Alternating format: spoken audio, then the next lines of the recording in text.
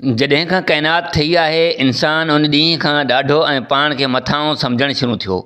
ॾाॾे आदम अलैहिस्सलाम खे ॾाढी हवा बेहिश्त मां कढरायो। हज़रत आदम जे ॿिन्ही पुटनि अबाबील ऐं काबील पाण खे मथां सम्झण ते हिक जो ॿिए क़तल कयो। मर्दनि ऐं औरतुनि ते शुरू खां वठी मुख़्तलिफ़ हालतुनि मूजिबि ज़ुल्म ऐं जबर थींदो रहियो आहे। जॾहिं मुख़्तलिफ़ मुल्कनि ते कब्ज़ो कंदा हुआ त उतां जे मर्दनि खे ग़ुलाम ऐं औरतुनि खे बानियूं बणायो वेंदो हो।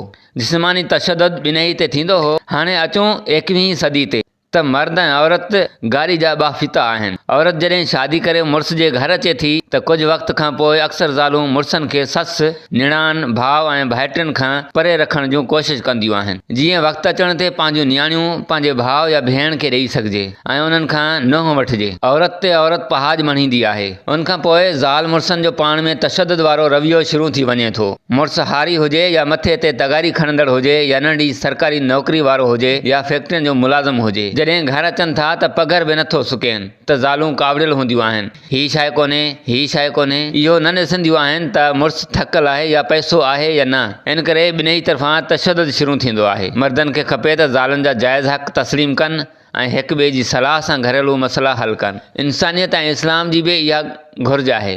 किथे किथे कंहिं वक़्तु मर्द ऐं औरत जी जिनसी ख़्वाहिशनि जे करे तशदुद ऐं क़त्ल थियनि था, जिन खां परहेज़ करणु खपे। किथे मर्दनि जी हयावानी जिनसी ख़्वाहिशनि जे करे नंढी छोकिरियुनि ऐं छोकिरनि ते तशदुद ऐं क़त्ल थियनि था। उनखे रोकण लाइ औरत ऐं मर्द खे गॾिजी कोशिशि करणु घुरिजे ऐं ॾोहारी खे 6 महीननि अंदरि अदलिया सज़ा ॾियनि ऐं सूबाई हुकूमतूं हरकत में अचनि। घरेलू नौकराणियुनि, नंढियुनि छोकिरियुनि या औरतुनि ते तशदुद कयो वेंदो आहे। इहे मिडिल क्लास या अपर क्लास जूं औरतूं मुलवस हूंदियूं आहिनि। हाणे अक्सरियत ॻोठनि में पढ़ियल लिखियल आहिनि ऐं पढ़नि था पिया। उहे पंहिंजे वॾनि खां अदब जे दाइरे में रही तशदुद खां रोकीनि। उमर कोराई, मीरपुर, माथेरो।